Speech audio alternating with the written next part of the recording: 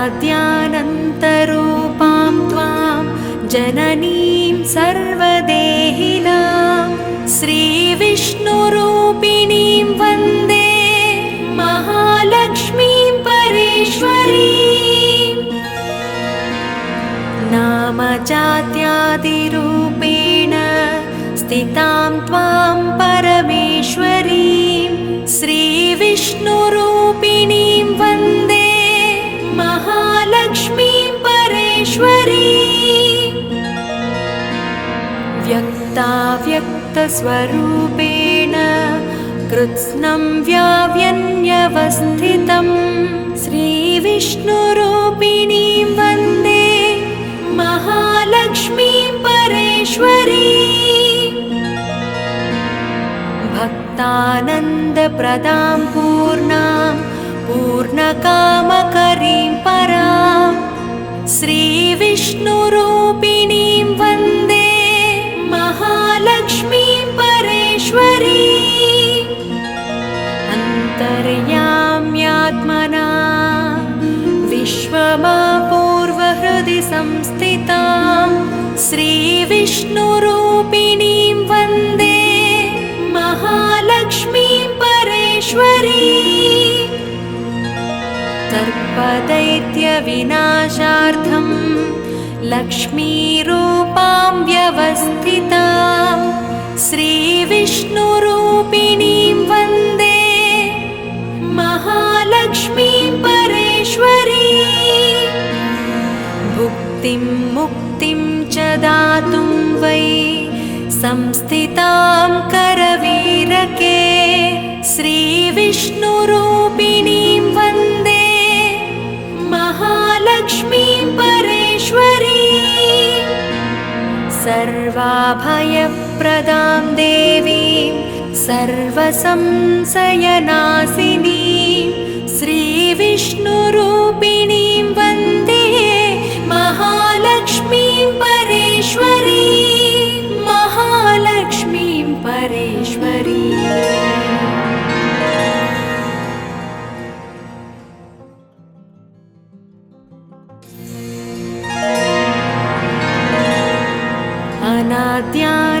अनाद्यानन्तरूपां त्वां जननीं सर्वदेहिनां श्रीविष्णुरूपिणीं वन्दे महालक्ष्मीं परेश्वरीं।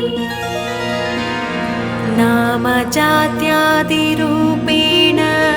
स्थितां त्वां परमेश्वरीं श्रीविष्णुरूपिणीं वन्दे महालक्ष्मीं परेश्वरीं।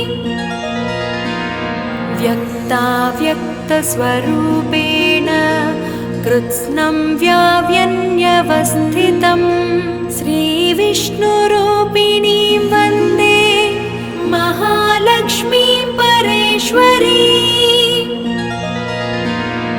भक्तानन्दप्रदां पूर्णां पूर्णकामकरीं परां श्रीविष्णुरूपिणीं वन्दे महालक्ष्मीं परेश्वरीं। अन्तर्याम्यात्मना विश्वमापूर्वहृदि संस्थितां श्रीविष्णुरूपिणीं वन्दे महालक्ष्मीं परेश्वरीं। सर्पदैत्यविनाशार्थं लक्ष्मीरूपां व्यवस्थितां श्रीविष्णुरूपिणीं वन्दे महालक्ष्मीं परेश्वरीं। भुक्तिं मुक्तिं च दातुं वै संस्थितां करवीरके श्रीविष्णुरूपिणीं वन्दे महालक्ष्मीं परेश्वरीं। सर्वाभयप्रदां देवीं सर्वसंशयनाशिनीं श्रीविष्णुरूपिणीं वन्दे महालक्ष्मीं परेश्वरीं। महालक्ष्मीं परेश्वरीं।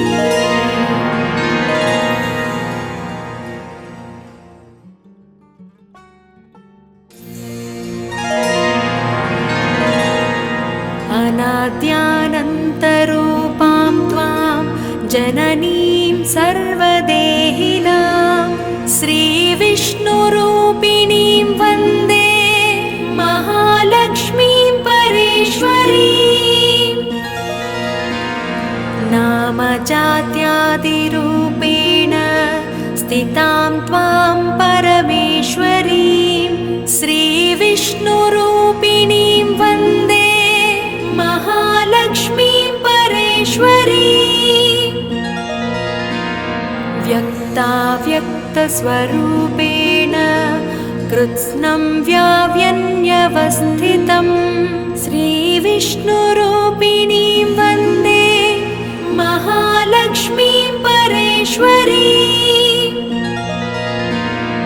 भक्तानन्दप्रदां पूर्णां पूर्णकामकरीं परां श्रीविष्णुरूपिणीं वन्दे महालक्ष्मीं परेश्वरीम्। अन्तर्याम्यात्मना विश्वमापूर्वहृदि संस्थितां श्रीविष्णुरूपिणीं वन्दे महालक्ष्मीं परेश्वरीम्।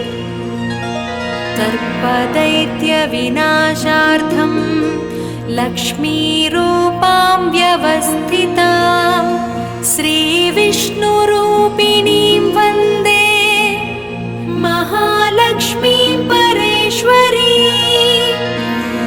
भुक्तिं मुक्तिं च दातुं वै संस्थितां करवीरके श्रीविष्णुरूपिणीं वन्दे महालक्ष्मीं परेश्वरीम्। सर्वाभयप्रदां देवीं सर्वसंशयनाशिनीं श्रीविष्णुरूपिणीं वन्दे महालक्ष्मीं परेश्वरीम्। महालक्ष्मीं परेश्वरीम्।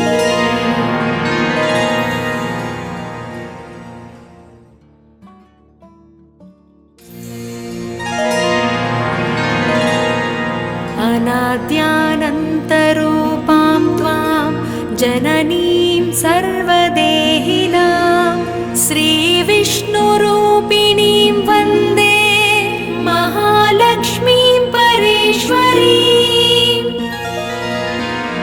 नामजात्यादिरूपेण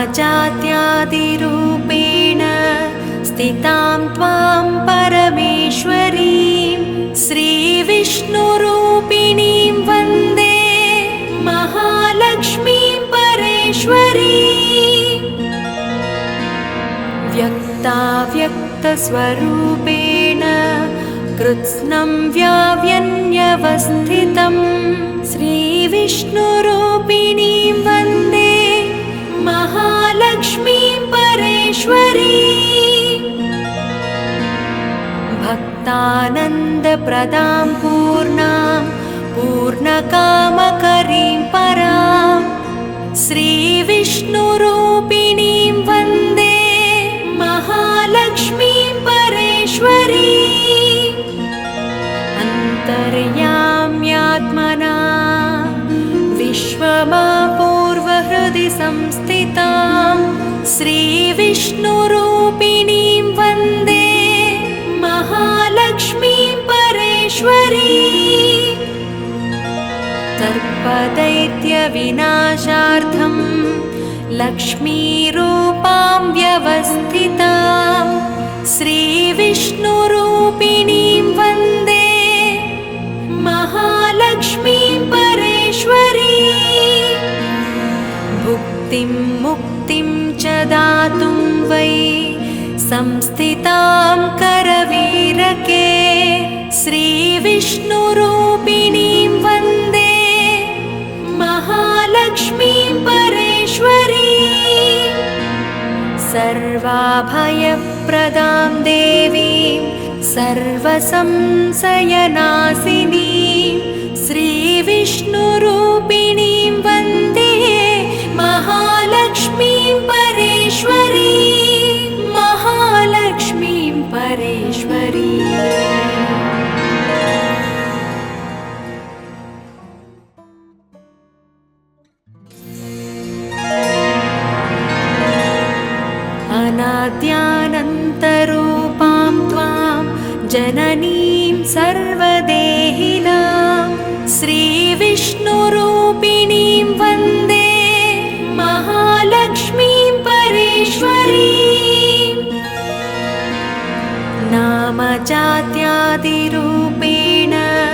स्थितां त्वां परमेश्वरीं श्रीविष्णुरूपिणीं वन्दे महालक्ष्मीं परेश्वरीं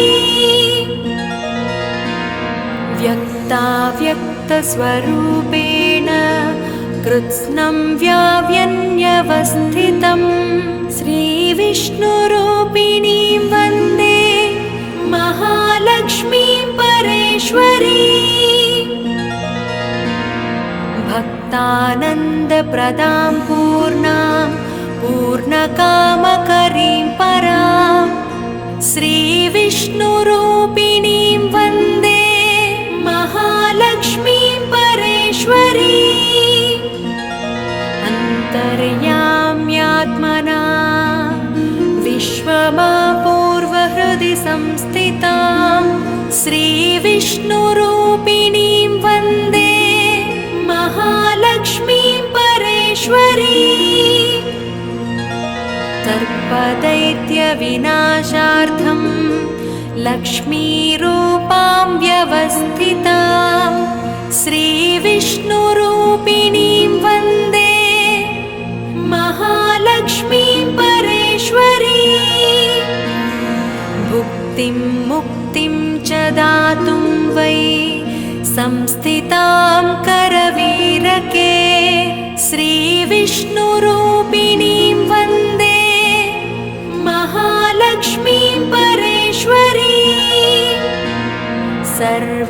सर्वाभयप्रदां देवीं सर्वसंशयनाशिनीं श्रीविष्णुरूपिणीं वन्दे महालक्ष्मीं परेश्वरीं महालक्ष्मीं परेश्वरीं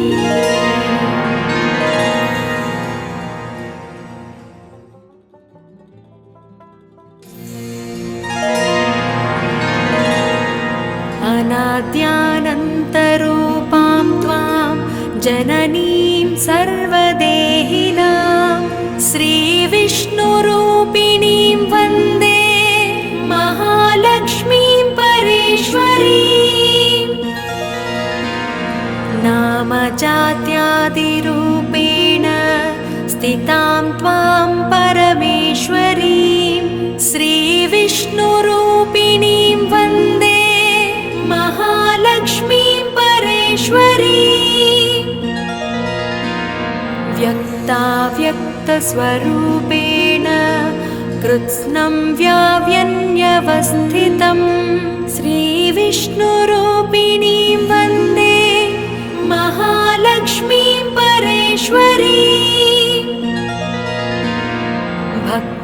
भक्तानन्दप्रदां पूर्णां पूर्णकामकरीं परां श्रीविष्णुरूपिणीं वन्दे महालक्ष्मीं परेश्वरीं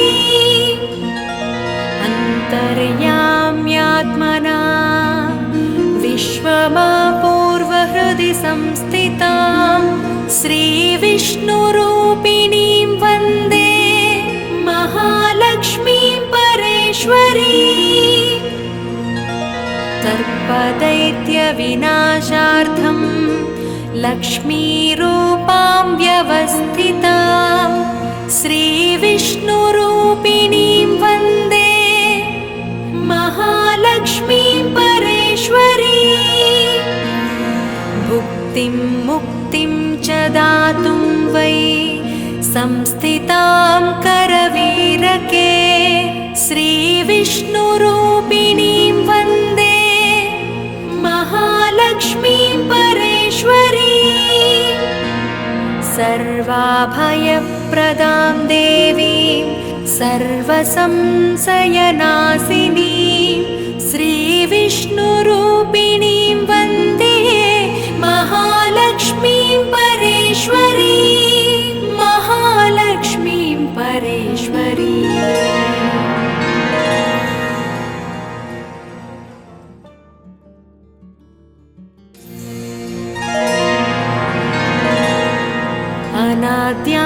अनाद्यानन्तरूपां त्वां जननीं सर्वदेहिनां श्रीविष्णुरूपिणीं वन्दे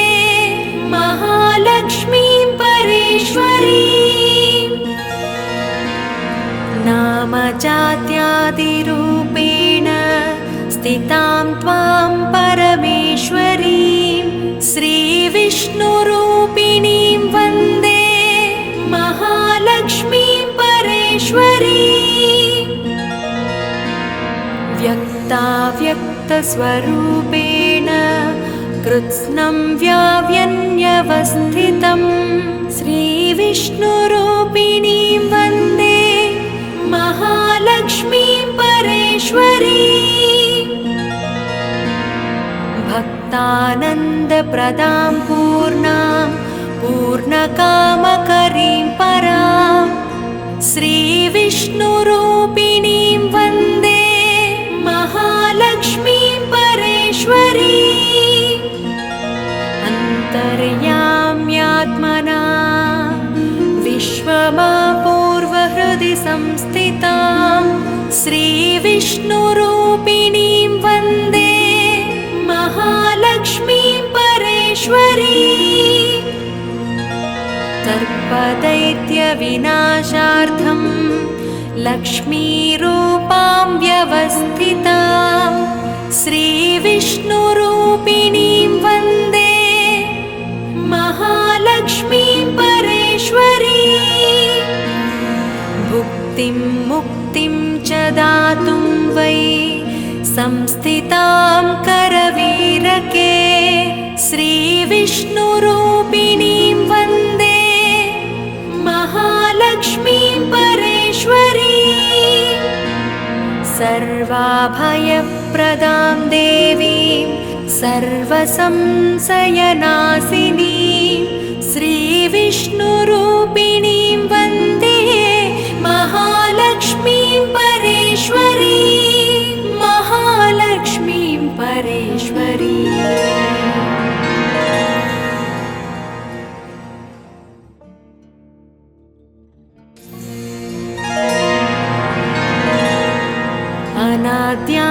अनाद्यानन्तरूपां त्वां जननीं सर्वदेहिनां श्रीविष्णुरूपिणीं वन्दे महालक्ष्मीं परेश्वरीं नामजात्यादिरूपेण स्थितां त्वां परमेश्वरीं श्रीविष्णुरूपिणीं वन्दे महालक्ष्मीं परेश्वरीं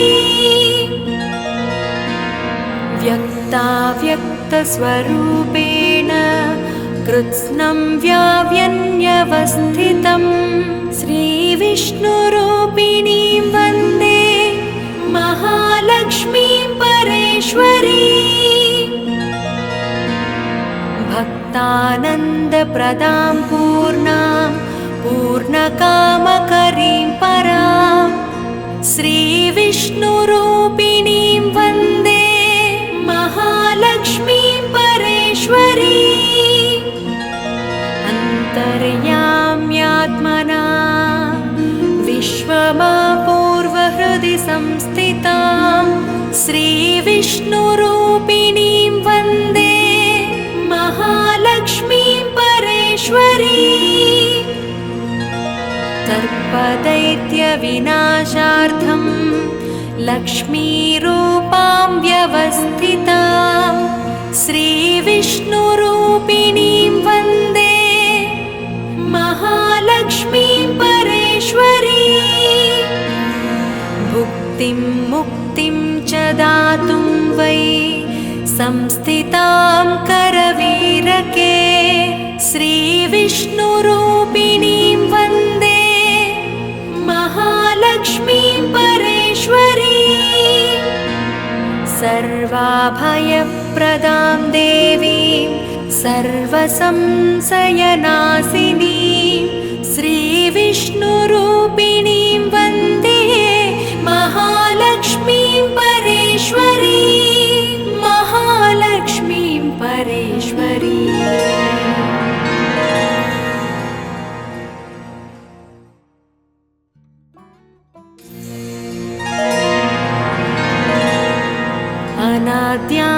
अनाद्यानन्तरूपां त्वां जननीं सर्वदेहिनां श्रीविष्णुरूपिणीं वन्दे महालक्ष्मीं परेश्वरीं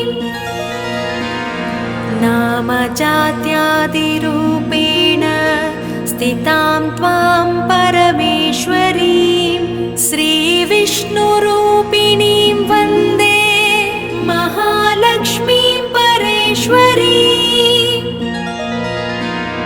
व्यक्ताव्यक्तस्वरूपेण कृत्स्नं व्याव्यन्यवस्थितं श्रीविष्णुरूपिणीं वन्दे महालक्ष्मीं परेश्वरीम् भक्तानन्दप्रदां पूर्णां पूर्णकामकरीं परां श्रीविष्णुरूपिणीं वन्दे महालक्ष्मीं परेश्वरीम् अन्तर्याम्यात्मना विश्वमापूर्वहृदि संस्थितां श्रीविष्णुरूपिणीं वन्दे महालक्ष्मीं परेश्वरीम् सर्पदैत्यविनाशार्थं लक्ष्मीरूपां व्यवस्थितां श्रीविष्णुरूपिणीं वन्दे महालक्ष्मीं परेश्वरीम् भुक्तिं मुक्तिं च दातुं वै संस्थितां करवीरके श्रीविष्णुरूपिणीं वन्दे महालक्ष्मीं परेश्वरीम् सर्वाभयप्रदां देवीं सर्वसंशयनाशिनीं श्रीविष्णुरूपिणीं वन्दे महालक्ष्मीं परेश्वरीम् महालक्ष्मीं परेश्वरीम्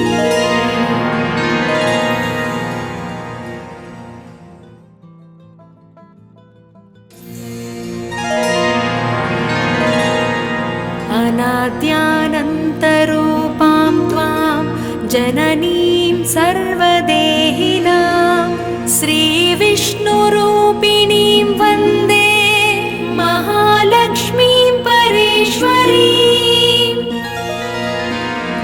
नामजात्यादिरूपेण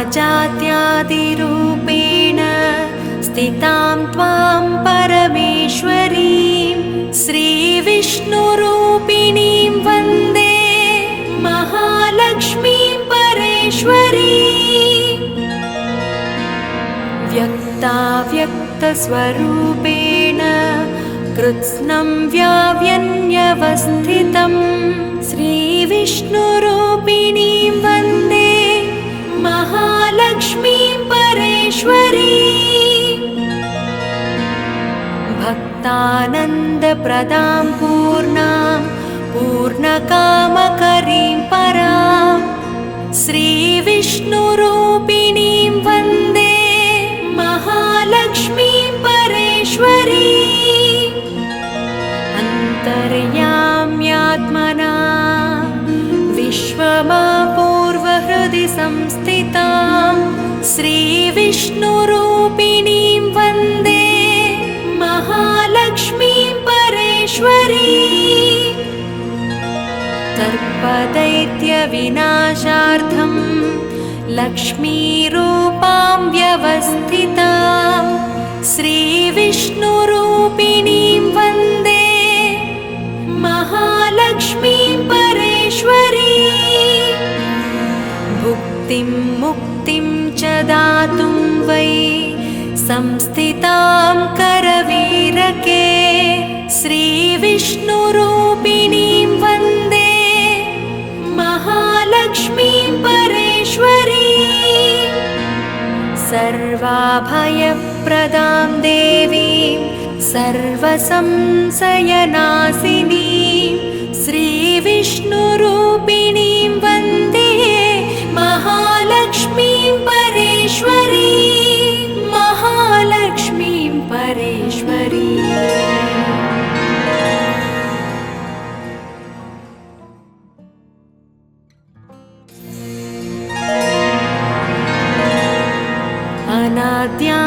अनाद्यानन्तरूपां त्वां जननीं सर्वदेहिनां श्रीविष्णुरूपिणीं वन्दे